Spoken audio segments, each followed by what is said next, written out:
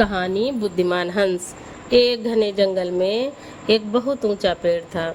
उसकी शाखाएं छतरी की तरह फैली हुई थीं और बहुत ही घनी थीं। हंसों का एक झुंड इस पेड़ पर बहुत ही आराम से रहता था। वे सब यहाँ अपने को सुरक्षित महसूस करते थे और बड़े ही आराम से रहते थे। उनमें से एक बूढ़ा हंस बहुत ही बुद्धिमान था। उसने पेड़ के तने के पास एक बेल को उगते देखा।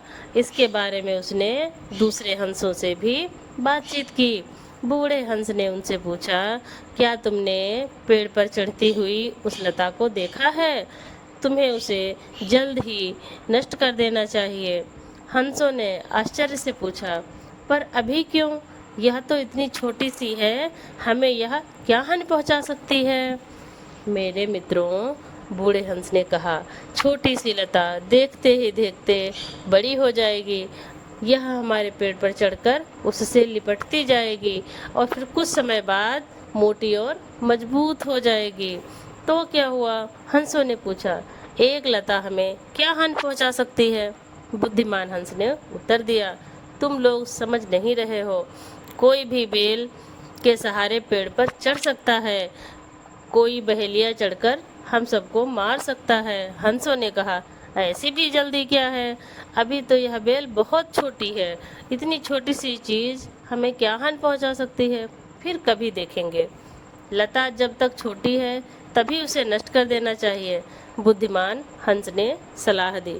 अभी यह कोमल है, इसलिए आसानी से काटी जा सकती है।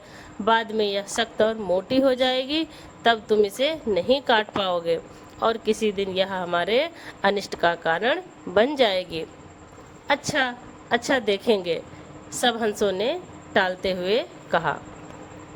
कुछ समय बाद लता बहुत मोटी हो गई। कुछ दिनों में वे सब उस बात को भूल भी गए। लता बढ़ती गई और वह पेड़ के सहारे ऊपर चढ़ती गई। ज्यों-ज्यों समय गुजरता गया, बेल दृढ़ होती गई। अंत में वह एक मोटी लकड़ी जैसी मजबूत हो गई। एक दिन सुबह जब हंसों का झुंड भोजन की तलाश में बाहर गया हुआ था, उस समय एक शिकारी पेड़ के पास आया। अच्छा, तो यही पेड़ है जहाँ बहुत सारे हंस रहते हैं, शिकारी ने मन ही मन सोचा। जब वे शाम को घर लौटेंगे तो सब मेरे जाल में फंस जाएंगे। शिकारी बेल का सहारा लेकर पेड़ पर चढ़ गया। उसने बिल्कुल ऊपर पहुंचकर अपना जाल फैला दिया और जल्दी से नीचे उतरकर घर चला गया। सांझ पड़े जब सारे हंस लौटे, उन्होंने शिकारी के जाल को नहीं देखा और जैसे ही वे सब घोंसलों में जाने लगे, सारे जाल में फंस गए।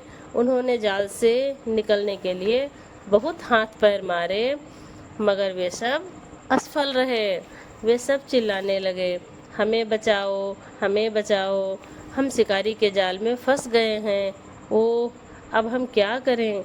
बूढ़े हंस ने कहा, अब इतना क्यों घबरा रहे हो? मैंने तुम्हें बहुत पहले ही बेल को काट देने के लिए कहा था, मगर तुम लोगों ने मेरी एक ना सुनी। अब देखो इसका क्या फल हुआ। कल सुबह शिकारी आएगा, इस बेल के सहारे पेड़ पर चढ़ेगा और हम सबको मौत के घाट उतार देगा। सब हंस रोने लगे, हमने बड़ी मूर्खता की। हमें अफसोस है कि हमने आपकी बात नहीं मानी। अगर हमने उस समय आपकी बात मानी होती तो आज हमें ये दिन नहीं देखना पड़ता। हमें क्षमा कर दो।